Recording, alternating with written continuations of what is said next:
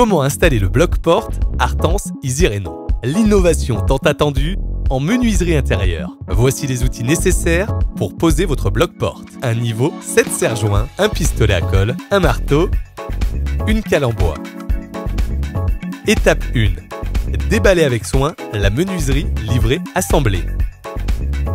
Récupérez soigneusement la notice de mise en œuvre, la clé, les bouchons obturateurs, mais aussi la barre d'écartement, le paquet de joints et de couvre-joints. Aidez-vous de la future poignée pour dégonder la porte.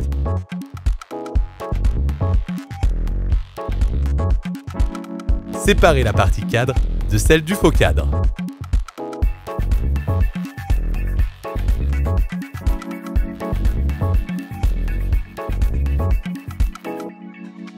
Étape 2. Enlevez l'ancienne porte.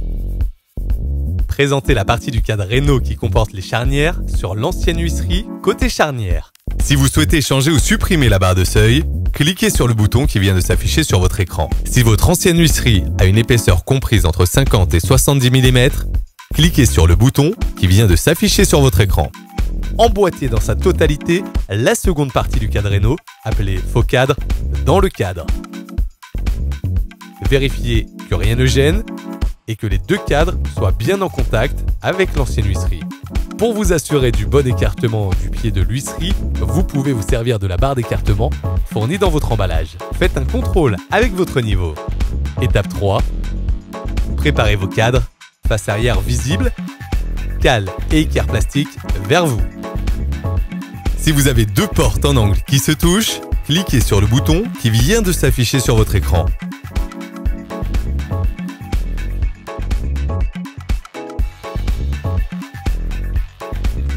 Appliquez 2 cordons de mastic-colle sur les 9 pièces plastiques du cadre.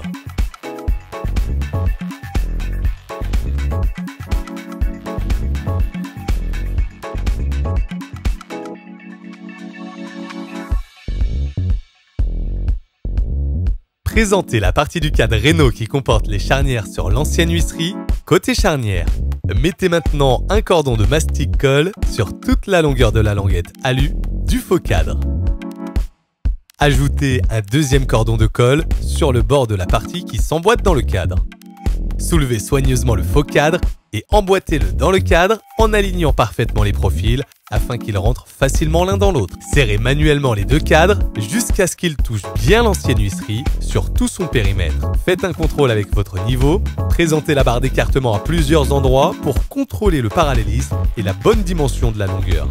Vous devez laisser la barre d'écartement en place au niveau de la gâche le temps du séchage. Lorsque tout vous paraît parfait, positionnez les serre-joints et serrez modérément pour ne pas déformer le profil des cadres. Laissez sécher pendant 45 minutes. Enlevez les serre-joints. Si votre ancienne porte est à rive droite, cliquez sur le bouton qui vient de s'afficher sur votre écran. Placez les joints isophoniques en commençant par les extrémités.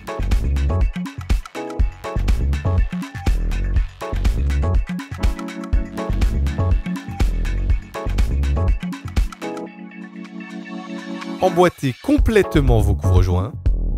Si vous avez besoin de réduire l'épaisseur du couvre-joint, cliquez sur le bouton qui vient de s'afficher sur votre écran.